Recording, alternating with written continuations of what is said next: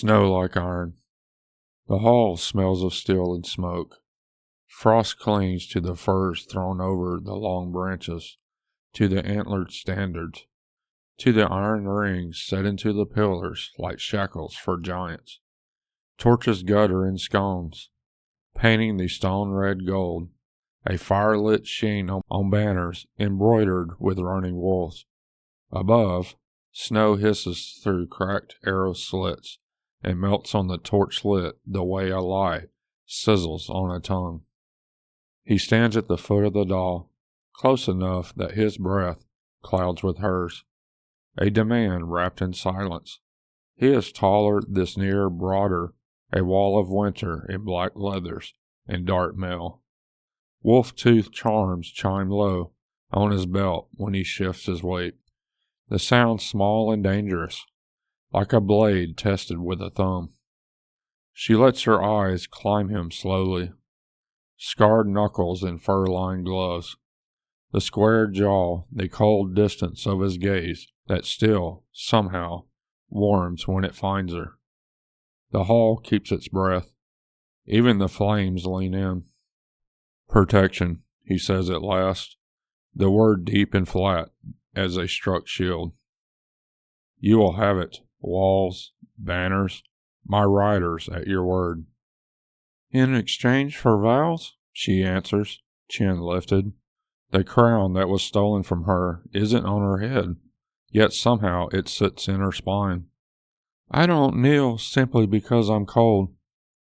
A few of his men shift, boots rasping. He does not look at them. He only looks at her.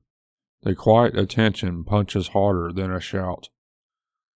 Not kneeling, he says. Pays poorly in winter. Then you'll like the terms. Her voice carries to the back of the hall, shaped to reach every ear. My freedom of movement, my choice of counsel, my right to call your banners without warning. His jaw tightens. It's small, but she's watching for it, and the sight is a spark catching tinder. He steps closer, and heat licks at the distance between them. A torch pops, a flake of ember detaches and spirals down like a burning snowflake, dying before it strikes the floor. Freedom, he says, has a price. So does captivity. She lifts a hand to toy with a ribbon on her cloak, pretending ease. He watches the motion as if her fingers were a map of a foreign country he intends to conquer. His gloved thumb drifts, almost touching her wrist, stopping just before skin. Their nearness scorches. The part of her that still remembers warm gardens and the taste of summer closes her eyes for one steadying heartbeat. The part that learned to be hard in exile watches his face as if there's a hidden passage behind it. Are you bargaining? He asks, voice threaded with amusement and iron. Or giving orders under my roof? Is the roof yours? Or do the wolves merely sleep here until they hear a stronger whistle?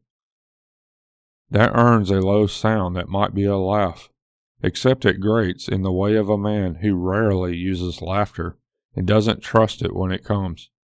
His breath goes to her cheek.